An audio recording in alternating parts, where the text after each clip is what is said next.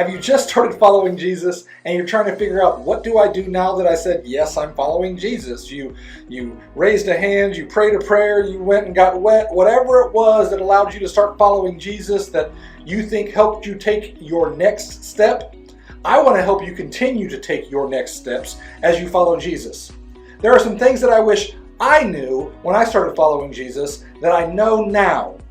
20 years into full-time ministry, a master's degree, a bachelor's degree, and then putting in countless hours and time and effort studying on my own. So here's just a few things that I wish I knew when I started following Jesus.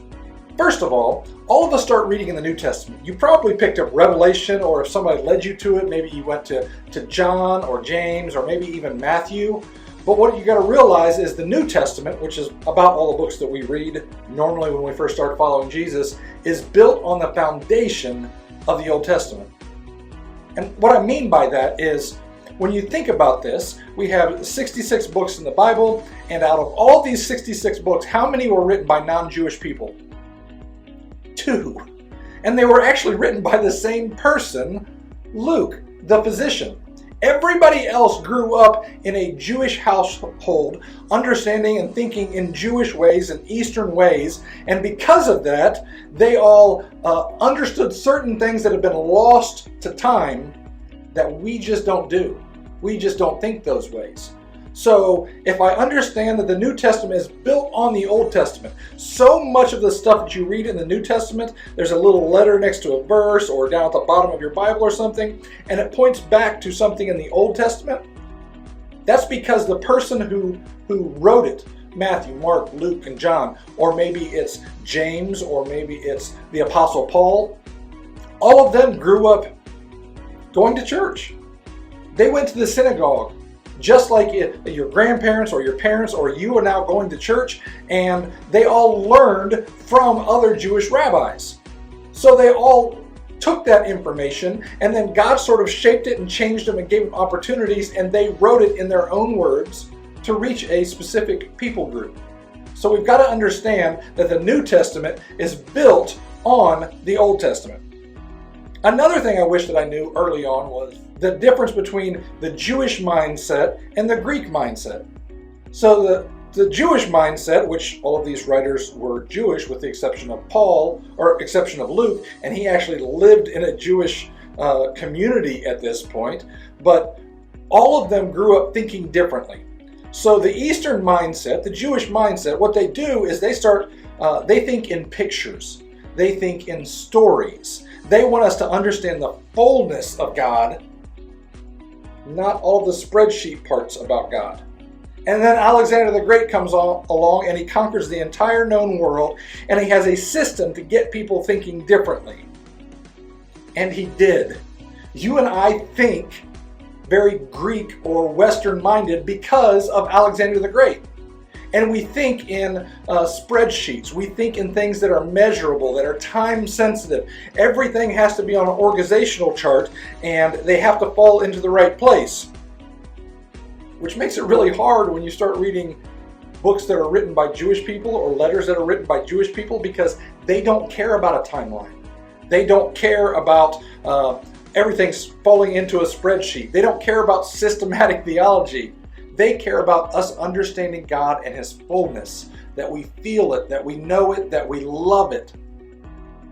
So when you start reading the Old Testament, you will get in there and people will say, there's all these discrepancies in the Old Testament and the New Testament. Well, yes and no.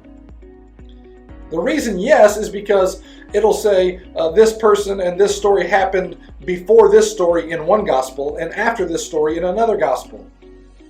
Neither one of the writers cared about what order they were in. What they did is they sat down and they said, okay, we have followed Jesus. We know all the scripture that we know. What would best reach the people group that Jesus has put on my heart, that the Holy Spirit has put on my heart to go after?